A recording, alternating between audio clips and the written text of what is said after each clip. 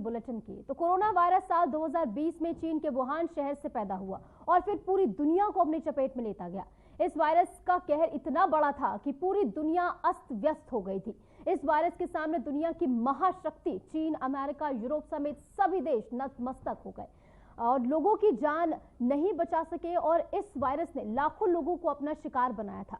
हकीकत में तो अब तक कुछ जगहों पर लोग इस वायरस के कहर से उभर तक नहीं पाए हैं कि एक बार फिर कोरोना ने दस्तक दे दी है। जी हां, इन दिनों कोरोना वायरस फिर फैलने लगा है।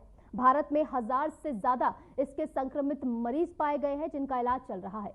कोविड से संक्रमित 11 लोगों की अब तक मौत भी हो चुकी है और ऐसे में एक बार फिर कोरोना के कहर को हम समझेंगे, उन एहतियात को समझेंगे जो हम शायद अब भूल गए।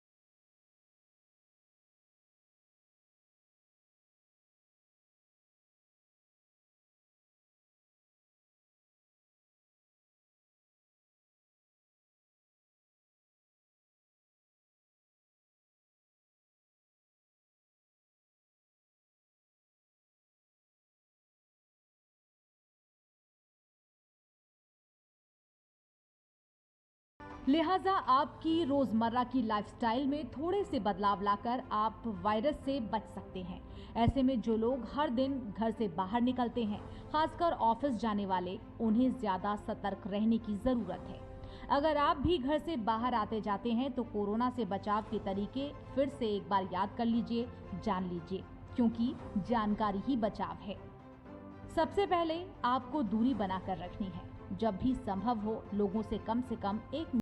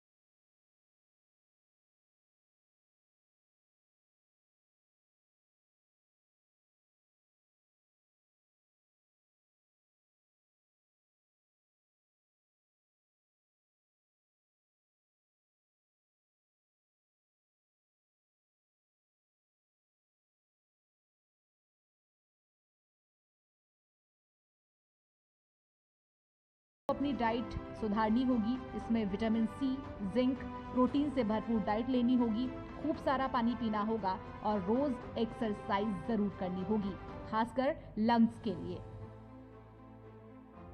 तो आपको लक्षणों पर ध्यान देने की भी जरूरत है। कोविड-19 के आम लक्षण जैसे बुखार, खांसी, थकान, स्वाद या फिर गंध का पता न लग पाना, ऐसे अगर लक्षण नजर आते हैं तो डॉक्टर से फौरन संपर्क करें और खुद को आइसोलेट करें।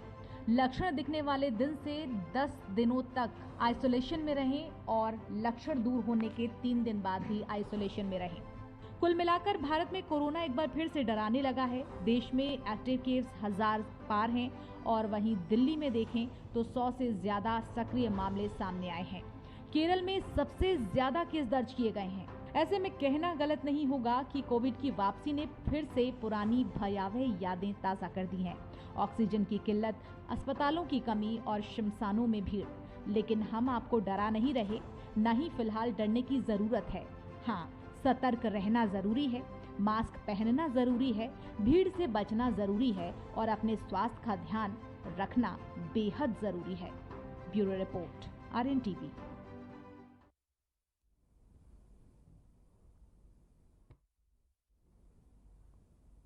तो देखिए, कोरोना को लेकर एक पैनिक की स्थिति बन रही है, लेकिन जैसे कि आपने सुना कि खुद के एहतियात बरतने के लिए बहुत ज़्यादा ज़रूरी है कि आप तमाम वो प्रोटोकॉल्स फॉलो करें जो आपने कोविड की पहली लहर में फॉलो किए थे। इस बीच हमारे साथ हेल्थ एक्सपर्ट भी जुड़ गए हैं। तमाम सवालों के जवाब उनसे हम टटोलेंगे। हमारे साथ डॉक्टर धनंजय चतुर्वेदी जी जुड़ गए हैं, ESIC हॉस्पिटल में कार्यरत हैं। सर, बहुत बहुत स्वागत है आपका। धन्यवाद। सर, सबसे पहले आपसे समझना चाहेंगे फिलहाल की स्थिति, क्योंकि जैसा कि हम देख रहे हैं कि पूरे देश में 1010 केसेस जो है एक्टिव हैं। ऐसे में लोगों के मन में तमाम तरीके के सवाल हैं, डर रहे हैं लोग कि इसके चलते कहीं दोबारा से पहले जैसी स्थिति ना बन जाए। तो आप इस स्थिति को किस तरीके से देखते हैं? ये डरने की बात नहीं है। ये केस, ये जो मैटर है हम लोग का, जो कोविड जो चल रहा है, इसमें अपना बचाव रखना बहुत जरूरी है और नियमित ढंग से हम एक्सरसाइज, खान पान और जो सोशल डिस्टेंसिंग का जो रूल था उसको हमको फॉलो करना पड़ेगा। ठीक है। और इसमें जैसे कि हम लोग केस देख रहे हैं कि अभी जैसे कि मोर देन 1100 केसेस अभी तक मतलब मालूम किए गए हैं। जैसे कि केरला में भी देखे गए हैं कि 400 से ज्यादा एक्टिव केसेस है, महाराष्ट्र में है जैसे 200 से ज्यादा केसेस है, या कर्नाटका में देख लीजिए 100 के लगभग वहाँ भी केस आ गए हैं। फिर दिल्ली में भी जैसे आप बताई हैं कि 100 से ज्यादा केस हुआ है। यूपी, बिहार में अभी जो नए जो केसेस आए हैं 10 से ज्यादा हैं, जिसमें कि खुद के जो महिला डॉक्टर हैं NMCH में हैं और उनके जो नर्सिंग स्टाफ हैं उनमें 3 का हुआ है, ये कोविड पॉजिटिव हुआ है। तो इसमें क्या है कि हमको सबसे पहले अपने आप पे मतलब जो डेली रूटीन में भी थोड़ा चेंजेस लाना पड़ेगा। अगर कहीं हम लोग किसी से मिलते हैं, किसी से मिलते जुलते हैं, तो उसमें हमको लगभग कहा जाता है कि 2 मीटर की दूरी जरूरी है, मास्क पहनना जरूरी है। फिर इसके बाद से अगर हम बात करते हैं कि कहीं भी जैसे कोई मीटिंग भी करना है चाहे कुछ भी करना है, तो आप एक क्लोज स्पेस में मीटिंग करना भी अवॉइड करें। और इसको एक जगह मतलब गैदर होना, तमाम वही एहतियात हैं जो कि पहले हमने वेव में बरते हैं, जो कि कोविड की आई थी। इसी के साथ सर एक कंफ्यूजन भी है, क्योंकि वेरिएंट बहुत सारे हैं, चाहे वो LF7 हो, NB 1.8.1 हो या JN1 हो, ये तमाम वेरिएंट्स हैं। तो इसमें किस तरीके से डिफ्रेंशिएट करें हम लोग? देखिए, जैसे कि ICMR जो कह रहा है कि LF7 है, XFG है और JN1 है और NB 1.8.1 है। ठीक है, जिसमें कि सबसे ज्यादा अगर कोई मतलब संक्रमण वाला जो है वो है आपका JN1।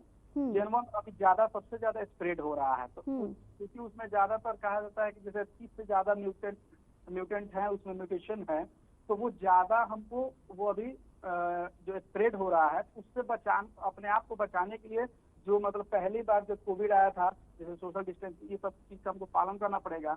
और इसमें जैसे ज्यादा अगर हमको दिक्कत है तो JN1 से है अभी फिलहाल में। ठीक है, बाकी जो उसका जो वेरिएंट है उसमें ज्यादा कोई दिक्कत नहीं है। हाँ, एक और बात है कि अगर जो भी कोरोना जो वैक्सीन लिए थे पहले, कोरोना वैक्सीन जो लिए हैं जिसमें कि बहुत लोग बूस्टर डोज नहीं लिए हैं, ठीक है, तो उन लोगों को ज्यादा अपने आप पे ध्यान देना होगा।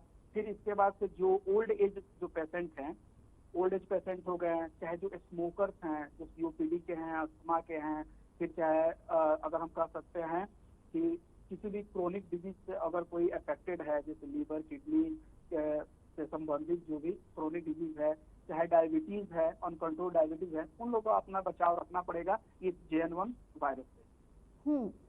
तो कुल मिलाकर अपनी इम्यूनिटी पे ज्यादा ध्यान देने की जरूरत है, खासकर जो पहले से ही तमाम बीमारियों से ग्रस्त है उनको ज्यादा एहतियात बरतने की जरूरत है। इससे पहले सर, सबसे पहले महाराष्ट्र में 2 मौतों की खबर सामने आई थी, तो उसके पीछे यही कारण बताया गया था कि अपनी इम्यूनिटी आप स्ट्रांग रखें। जो 2 लोगों की मौत हुई है वो पहले से ही कई बीमारियों से ग्रस्त थे, इसके चलते उनकी मौत हुई है। तो अपनी इम्यूनिटी स्ट्रांग करने के लिए क्या कुछ कदम उठाए जाने चाहिए घर पर रहकर, क्या कहेंगे इस बारे में? जैसे कहा जाता है कि अगर इम्यूनिटी अपना स्ट्रॉन्ग करना है तो विटामिन सी इनरिच फूड को अपना मतलब जीवनचर्या में ये करें।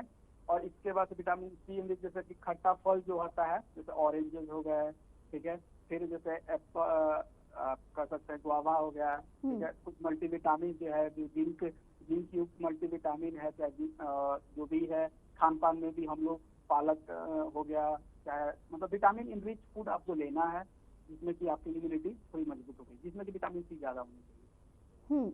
यानी घर पर ही रहकर ये तमाम एहतियात आप बरत सकते हैं। लेकिन सर, एक महत्वपूर्ण सवाल ये भी बन रहा है, क्योंकि हम देख रहे हैं कि मौसम बदल रहा है, तो ऐसे में खांसी जुकाम होना एक सामान्य चीज है, लेकिन लोग इसे ऐसे भी ले रहे हैं कि कहीं कोरोना तो नहीं हो गया है। तो कोरोना के सिम्टम्स में और नॉर्मल खांसी जुकाम के सिम्टम्स में क्या फर्क है? देखिए, जो नॉर्मल है, जो भी वायरल कहा जाता है, जो भी वायरल, अगर कोई भी वायरल फीवर चाहे कुछ भी आता है वायरस से रिलेटेड, उसमें सबसे पहले क्या होगा कि जैसे कि साथ जैसे अगर आपको सर्दी खांसी आता है तो उसमें अगर चाहे फीवर आता है, माइल्ड फीवर होता है, ज्यादा हाई फीवर नहीं होता, हाई फीवर होता है, ठीक है, लेकिन उसमें सबसे पहले शरीर में दर्द, बदन में दर्द ज्यादा होता है, हेडेक होता है, कभी कभी ड्राई कफ का भी लक्षण आता है, ठीक है, गले में खराश होता है नॉर्मली, ठीक है, वायरल इन्फेक्शन में।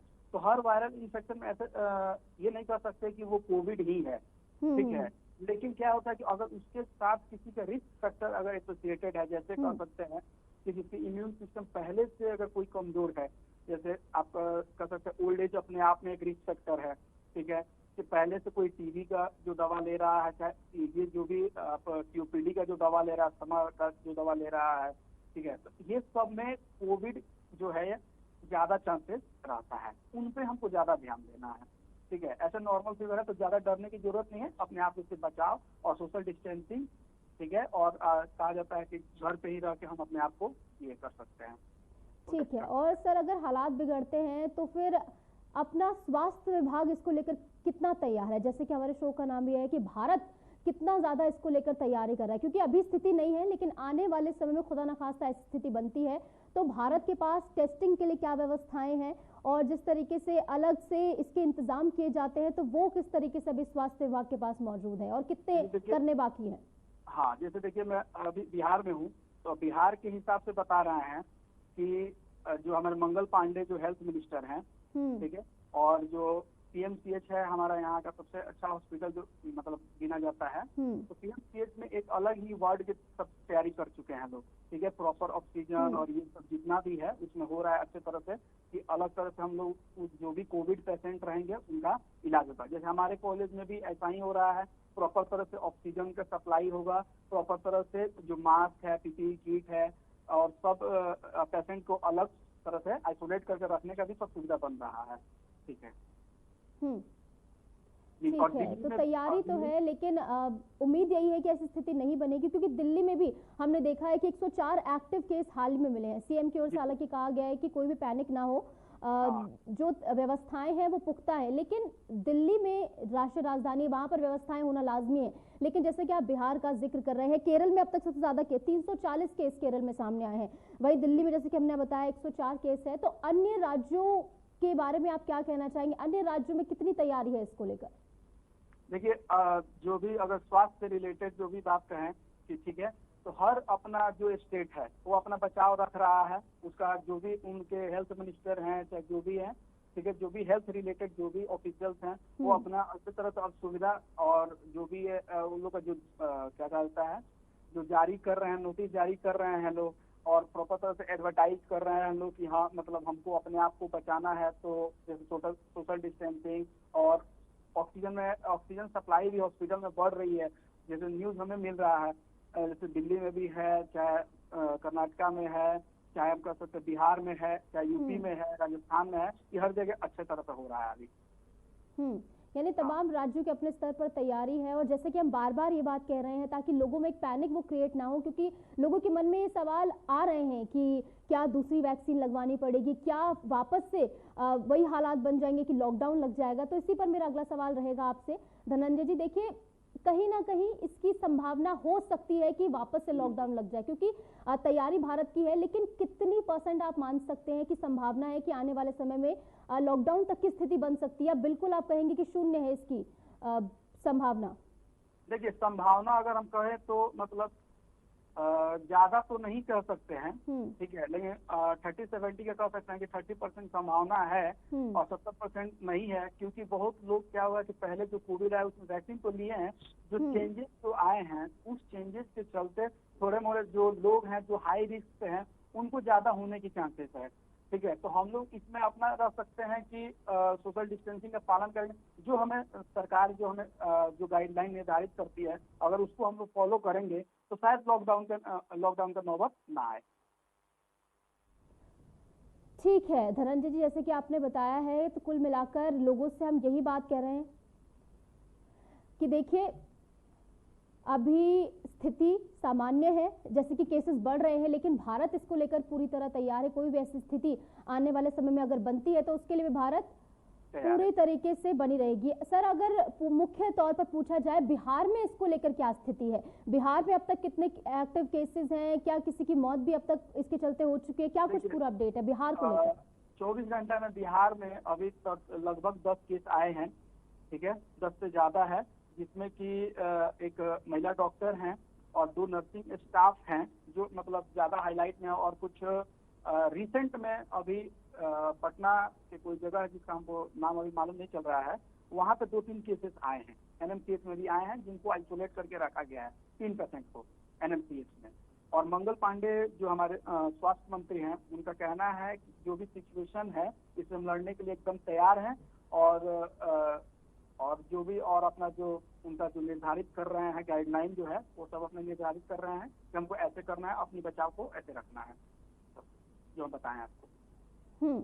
ठीक है, तो कुल मिलाकर आप कह रहे हैं कि बिहार भी इसको लेकर जो है तैयार है, और इस पर चर्चा को और भी आगे बढ़ाएंगे, लेकिन उससे पहले थोड़ी जानकारी आप तक पहुंचा दें। देखिए, कोरोना इस शब्द को सुनते ही एक बार फिर मन में 2020 और 2021 की वो डरावनी यादें आ जाती हैं और सामने तैरने लगती हैं। कोरोना के बुरे प्रभावों से उभरे भारत में एक बार फिर कोरोना को लेकर चर्चा तेज हो गई है। भारत में कोविड-19 के 2 नए सब वेरिएंट की एंट्री ने लोगों के मन में एक डर पैदा कर दिया है, लेकिन क्या ये वेरिएंट वाकई में खतरनाक और घातक है? कहीं हमें फिर से मास्क या सैनिटाइजर की जिंदगी की तरफ तो नहीं लौटना पड़ेगा? ये वो सवाल है जो कि लोगों के मन में उठ रहे हैं। आइए आसान भाषा में समझते हैं कि ये नया खतरा आखिर कितना बड़ा है। इस रिपोर्ट के जरिए समझिए। Corona, lockdown, mask, social distancing और अस्पतालों की लंबी कतारें, हम सब ने वो वक्त झेला है, लेकिन क्या कोरोना फिर से आफत बन सकता है? क्या हमें फिर उसी डर में जीना होगा, या फिर अब हालात पहले जैसे नहीं है? विशेषज्ञों का कहना है कि फिलहाल कोरोना मॉनिटरिंग स्टेज में है। भारत में कोविड-19 के 2 नए सब वेरिएंट NB.1.8.1 और LF.7 की पहचान हुई है। ये दोनों वेरिएंट ओमिक्रॉन वेरिएंट के जूनियर 1 उपप्रकार है। अप्रैल में तमिलनाडु से NB.1.81 का पहला मामला सामने आया, जबकि मई में गुजरात में LF.7 के मामले मिले हैं। डॉक्टरों के अनुसार ये वेरिएंट तेजी से फैलने की क्षमता रखते हैं। इसका कारण स्पाइक प्रोटीन में हुए म्यूटेशन है, जो वायरस को मानव कोशिकाओं में प्रवेश करने में आसानी प्रदान करते हैं। हालांकि विशेषज्ञ फिलहाल सतर्क रहने की सलाह दे रहे हैं और संक्रमण को रोकने के लिए कोविड-19 नियमों का पालन जरूरी बता रहे हैं।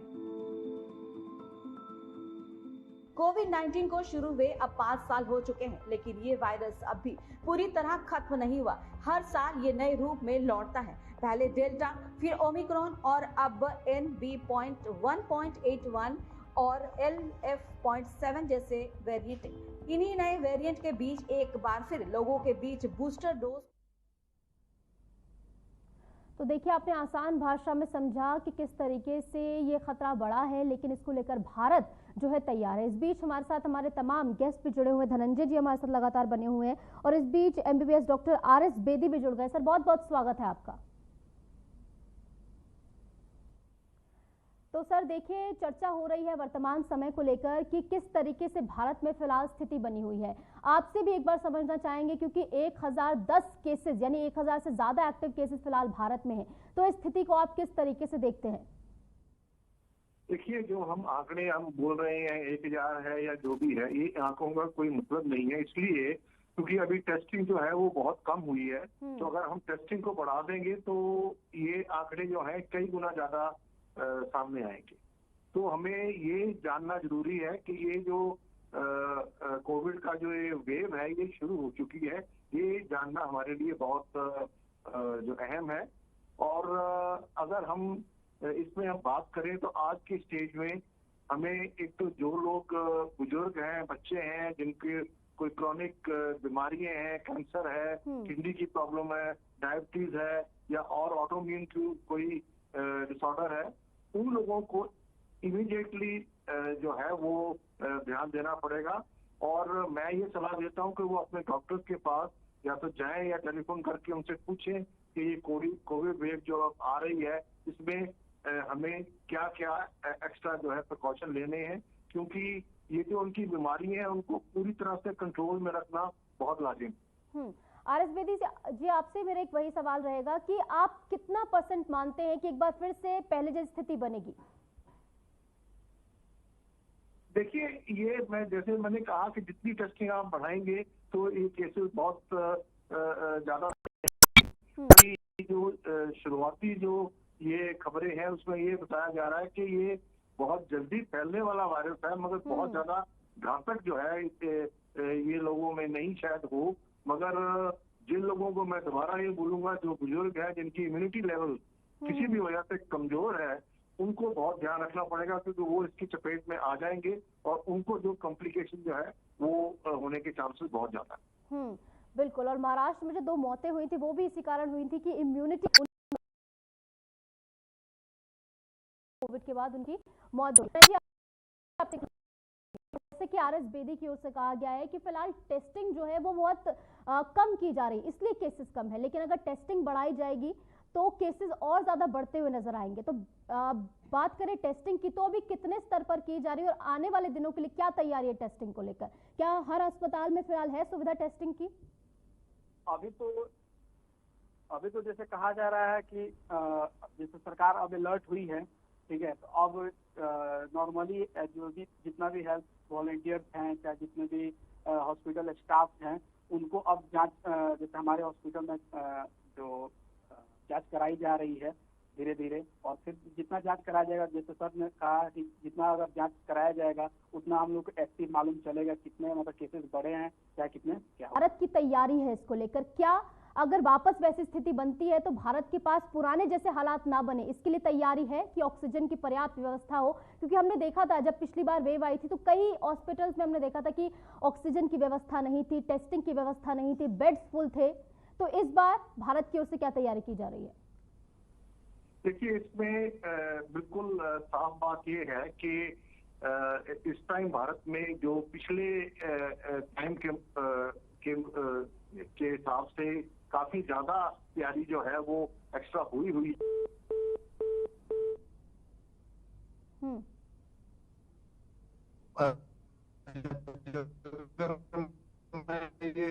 इसको आरएस बेदी जी, आपकी आवाज हम तक नहीं पहुंच पा रही है, संपर्क आपसे फिर बिठाने का प्रयास करेंगे, आपके पास लौटूंगी। लेकिन हमारे साथ लगातार धनंजय जी जुड़े हुए हैं। धनंजय जी, देखिए, जैसे कि हम जिक्र कर रहे हैं बार बार इस बात का कि भारत की तरफ से तैयारी पूरी है, लेकिन सबसे ज्यादा घातक वेरिएंट आप किसको मानते हैं? LF7 को, NB 1.8.1 को या JN.1 को? JN.1 अभी ज्यादा स्प्रेड हो रहा है, तो जितना ज्यादा फैल रहा है उतना ज्यादा लोगों में वो एक्टिव केसेस के तौर पे आएगा, इसलिए हम अभी JN.1 को सबसे ज्यादा अभी घातक मान रहे हैं और उससे हमें बचाव करना बहुत जरूरी है। अगर समझा जाए इन तीनों वेरिएंट्स के सिम्टम्स क्या एक ही हैं या अलग अलग इनके सिम्टम्स, और इनकी टेस्टिंग को लेकर भी क्या कुछ व्यवस्थाएं हैं? क्या कुछ इन तीनों के वेरिएंट्स के लिए टेस्टिंग भी अलग अलग होगी या फिर एक टेस्टिंग में पता लग जाएगा कौन सा वेरिएंट है? लक्षण की अगर बात करते हैं तो लगभग जितने भी वेरिएंट हैं कुछ में क्या होता है कि बहुत असिम्प्टोमेटिक लक्षण आए नहीं आपको, ठीक है। लेकिन जो कुछ वेरिएंट है जैसे JN1 वेरिएंट है उसमें ज्यादा जैसे सर दर्द हो गया, ड्राई कफ हो गया, चाहे माइल्ड फीवर जैसे सोर थ्रोट हो गया, चाहे शरीर में और बदन में दर्द हो गया, चाहे किसी पेशेंट को बदन में किसी को डायरिया हो गया, नोजिया, चाहे वोमिटिंग हो गया, ये सब लक्षण आ रहे हैं ज्यादातर मतलब जो JN1 वेरिएंट है उसमें। बाकी जो है वेरिएंट में बहुत असिम्प्टोमेटिक भी रह रहा है। बिल्कुल धनंजय जी, आपने सही कहा कि इन वेरिएंट्स जो हैं उनको लेकर लोगों के मन में कई तरीके के सवाल हैं, जिन्हीं को हम दूर करने का आज काम कर रहे हैं कि किस तरीके से जो उनके मन में सवाल हैं उन्हीं को हम जो है आपसे पूछ रहे हैं। देखिए, जैसे कि पहले भी हमने जिक्र किया कि इसके सिम्टम्स जो हैं वो काफ़ी ज़्यादा मिलते जुलते हैं आम खांसी सर्दी जुकाम से। तो जो लोग घर पर रह रहे हैं तो वो अपने एहतियातन किस तरीके से डिफरेंशिएट कर सकते हैं, वो हॉस्पिटल ना जाएं और घर पे ही पता लगा लें कि कोई ऐसा वेरिएंट उनको नहीं लगा है बल्कि नॉर्मल खांसी जुकाम है? देखिए, अगर अभी के हिसाब से जो जैसे सिचुएशन चल रहा है, अगर किसी को भी अगर ऐसे लक्षण आते हैं तो नजदीकी डॉक्टर से जांच जरूर कराएं। उससे क्या होगा कि अगर मान लीजिए अगर किसी को अगर कोविड है, ठीक है, अगर पॉजिटिव निकलता है तो उसको उस समय से हम लोग बचाया जा सकता है, उसको सुरक्षा से हम लोग जिम्मेदारी ले सकते हैं। लेकिन मान लीजिए अगर उसी में कोई क्रोनिक जो भी बीमारी है अगर उसमें अगर ऐसा कुछ होता है तो उसकी भी मतलब जिम्मेदारी ली जाएगी। लेकिन थोड़ा क्या होता है कि पहले हम लोग बचाव कर सकते हैं और केसेस फैलने से बचा सकते हैं, ठीक है। तो इसमें ये नहीं है कि मान लीजिए आपको अगर फीवर हो गया, चाहे कुछ हो गया, तो आप घर पे बैठ जाइए और प्रॉपर जो दवा है आप खा लीजिए। एक रहेगा कि आपको एक बार जांच करा लीजिए, वो सबसे अच्छा रहेगा। बिल्कुल, यानी जांच कराना बहुत ज़्यादा ज़रूरी है, तभी आप पता लगा पाएंगे। हमारे साथ RS बेदी जी भी जुड़ गए हैं। सर, आपके पास आऊंगी। RS बेदी जी, आपसे समझना चाहेंगे कि देखिए,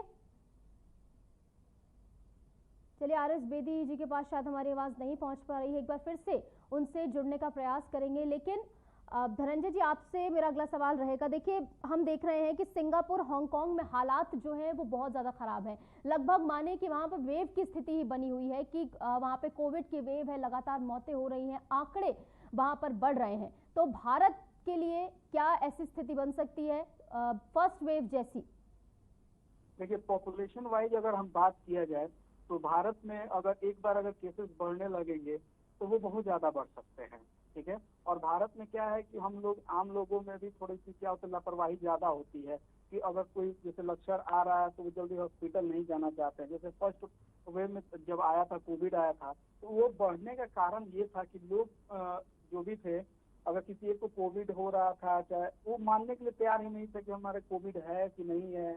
फिर दूसरा जो चीज था कि अगर किसी को कोविड अगर होता है, ठीक है, तो वो जांच कराने के लिए तैयार नहीं था। इस सब चलते अगर वहाँ पे केसेस भी भारत में ये ज्यादा बढ़े थे, ठीक है। इस सब चीज को ध्यान रखना पड़ेगा कि हम लोग लापरवाही ना करें। अगर किसी को अगर ऐसा लक्षण आता है तो हम डॉक्टर से जरूर मिलें, नजदीकी डॉक्टर जो भी हो। ठीक है, तो कुल मिलाकर जैसा कि आपने समझा है कि स्थिति अभी सामान्य है, लेकिन एहतियात बरतें। बहुत बहुत शुक्रिया धनंजय जी हमारे साथ जुड़ने के लिए और इस बेहद खास चर्चा के लिए। तो कुल मिलाकर जैसे कि आपने समझा आसान शब्दों में कि अलग अलग वेरिएंट्स हैं। अगर आपको खांसी सर्दी जुकाम होता है तो थोड़े दिन घर पर एहतियात बरतें, लेकिन अगर आपको लगता है कि आपको कोविड है तो जाकर टेस्ट जरूर कराएं, क्योंकि उसके बाद ही चीजें जो है साफ होंगी।